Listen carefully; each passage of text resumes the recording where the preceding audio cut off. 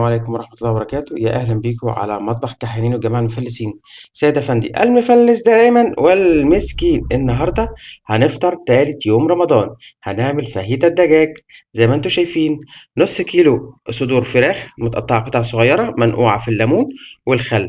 معانا معلقتين خل، معانا الملح بتاعنا، معانا جزرتين مبشورين زي ما انتم شايفين، معانا حباية طماطم معصورة، معانا بصلاية متقطعة قطع شرايح، معانا بصلاية متقطعة قطع صغيرة، معانا ال11 بهارات بتوع كنوز وال7 بهارات بتوع كنوز، ومعانا 3 حبايات مرقة دجاج، ومعانا معلقة توم زي ما انتم شايفين اهي.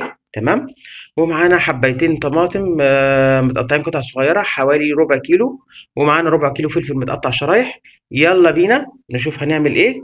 وكل سنة وانتم طيبين. ورجعنا لكم بعد ما حطينا الطاسة بتاعتنا على النار وفيها معلقتين زيت، وهننزل بالبصل المتقطع قطع صغيرة. تمام. ومع التوم بتاعنا ونديهم تشويحة. خليكم معانا اوعوا تروحوا في حتة. زي ما انتم شايفين بعد ما ابتدى يدبل، هننزل بمرقة الدجاج مكعب واحد ونقلب.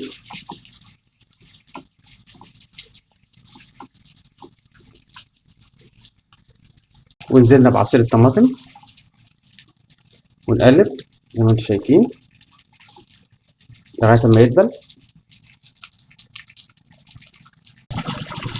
وننزل بال7 بهارات زي ما انتم شايفين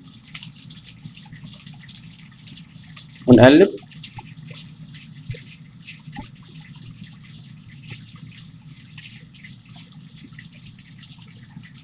ونزلنا بالبصلة المتقطعة شرايح ونقلبها وسط الخليط.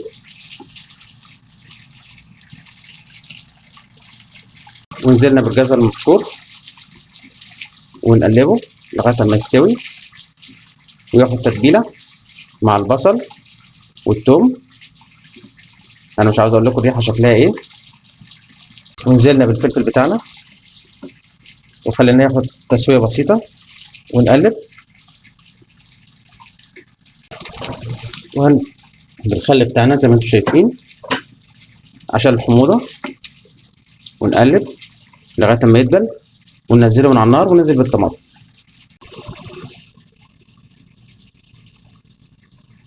ودينا ابتدينا ننزل الطماطم بتاعتنا اهي.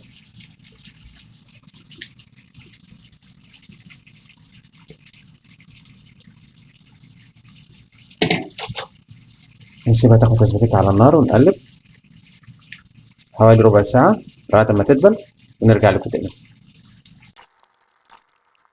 وأخيرا بعد ما الخليط بتاعنا نضج واستوى، هننزله من على النار ونحطه في البولة بتاعتنا وننزل بالفراخ بتاعتنا نديها تشويحة ونحط الخليط كله والهنا والشفا. خليكم معانا اوعوا تروحوا في حتة. وبعد ما نزلنا الخليط بتاعنا حطينا الحلة بتاعتنا الطاسة بتاعتنا ومعاها معلقتين زيت والفراخ بتاعتنا على النار ونديهم تشويحة وزي ما انتم شايفين. ونزلنا بمكعب مرق الدجاج بتاعنا وهنقلب تقليب بسيط لغاية بس ما تاخد لون. خليكم معانا. وهننزل بالخليط بتاعنا 11 بهارات بتوع كنوز،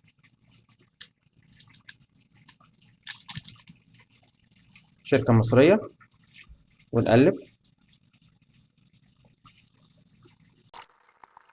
وابتدينا نحط الخليط السابق عشان يتجانس مع الفراخ زي ما انتم شايفين.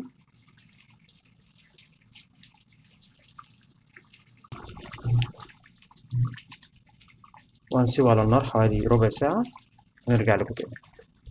وأخيرا كل سنة وانتم طيبين.